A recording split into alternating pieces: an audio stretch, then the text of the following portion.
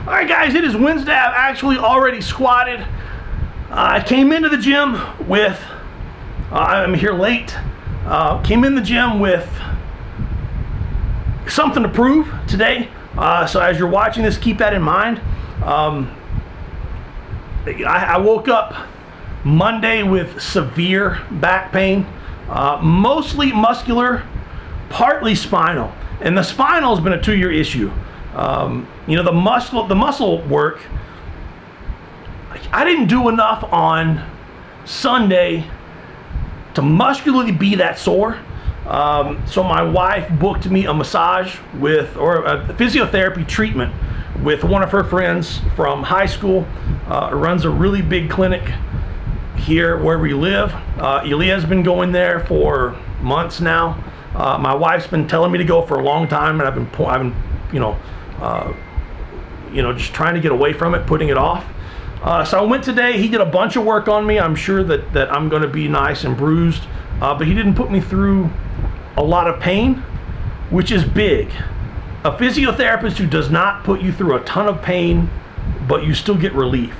I will say that he worked on me for a solid 50 minutes, an hour, something like that, hands-on, and 95% of the muscle soreness was gone.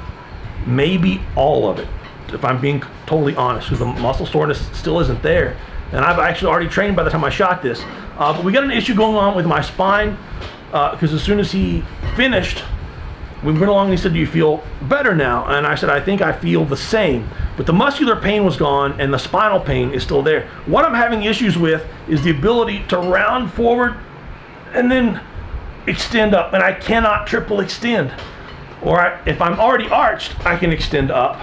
But I cannot go from a forward movement to a triple extension, which is what you have to do, like with an overhead press, a sandbag toss. Remember how bad that was?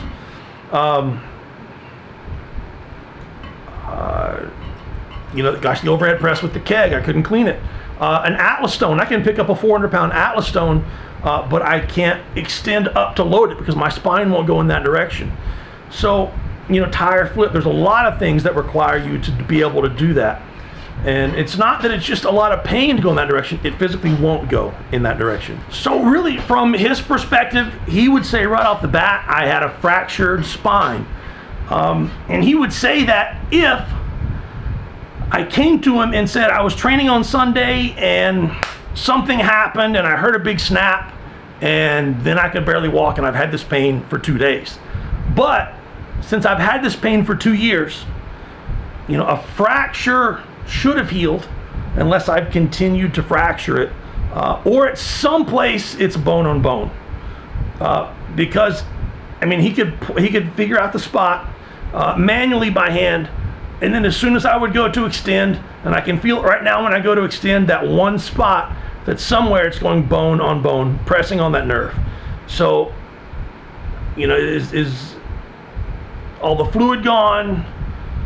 That bulging disc just continue to bulge until, whenever. Either way, I've got to go see another therapist next week.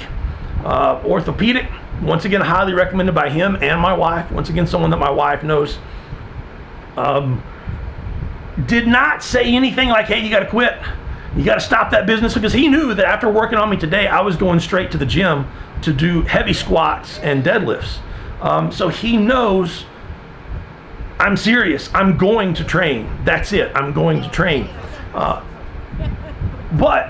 his thought was, hey, if you've been going through this for 2 years, you may be limited in some things that you can do, but you could definitely rehab this and make it a lot better. There are solutions. So I walked in the gym today and I channeled all of those thoughts.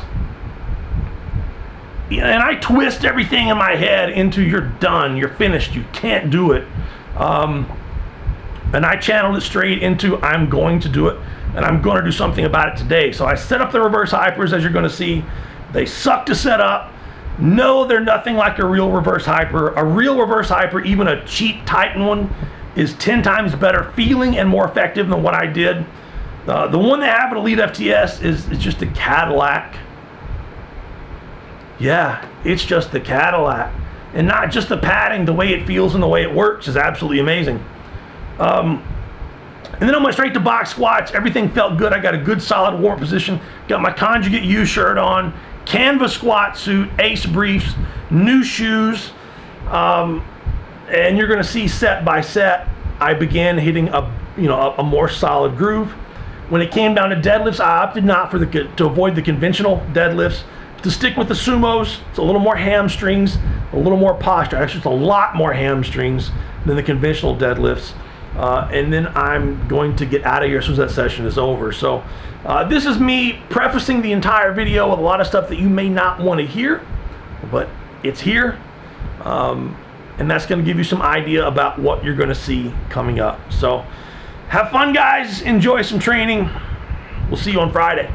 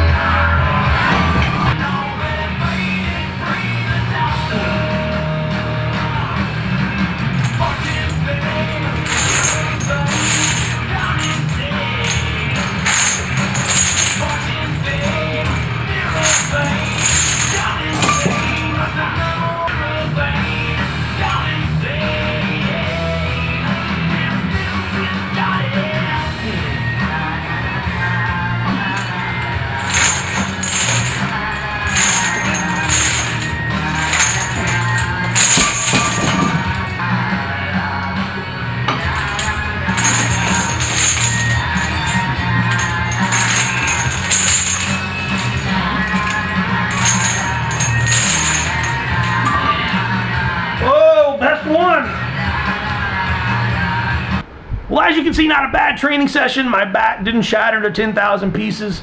A few things twitched a little bit getting started.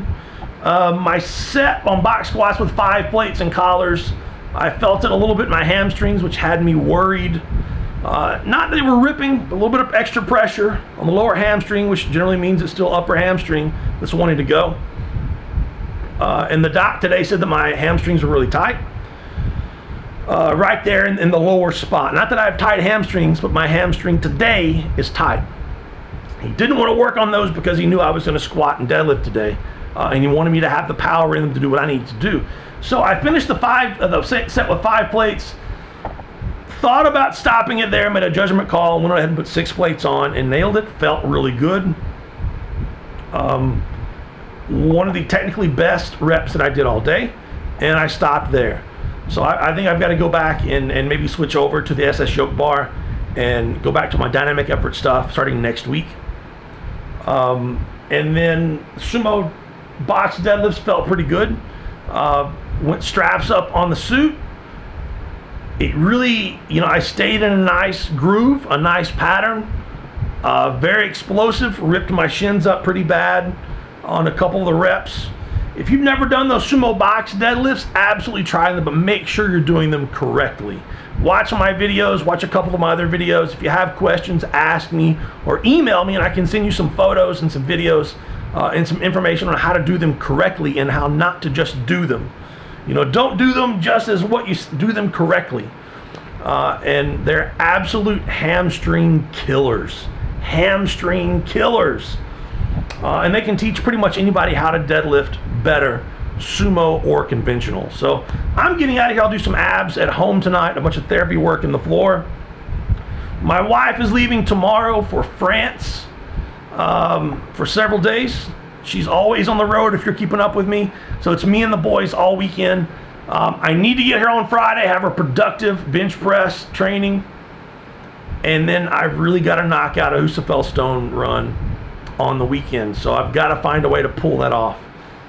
Somehow, some way, no matter what. I've got to find a way to pull that off. So till then, guys, have a good one. We'll see you on Friday.